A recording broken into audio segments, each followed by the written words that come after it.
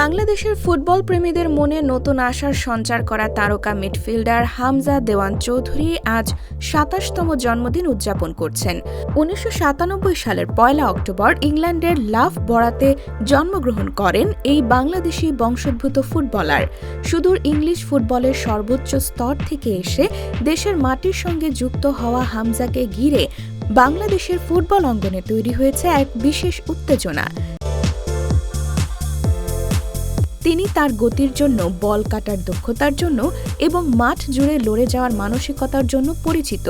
English premier league জয়ী club Leicester সিটির যুব academy থেকে উঠে এসে দীর্ঘকাল ধরে তিনি ক্লাবের মাঠের একজন নির্ভরযোগ্য সদস্য হিসেবে খেলছেন এবং বর্তমানে তিনি লেস্টার সিটির হয়ে ইউএফএল চ্যাম্পিয়নশিপে দারুণ পারফরমেন্স করছেন।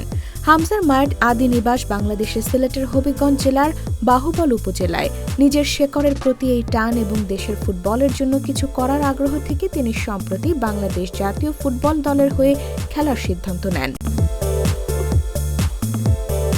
তাঁর এই আগমনকে দেশের ফুটবলের জন্য এক নতুন দিগন্ত হিসেবে দেখা হচ্ছে।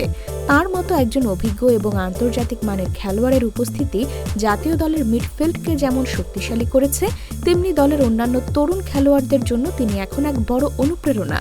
হামজা চৌধুরীর ২৮তম জন্মবার্ষিকী উপলক্ষে তাকে শুভেচ্ছা জানাতে সোশ্যাল মিডিয়ায় উপচে পড়েছে ভক্ত ও সতীর্থরা।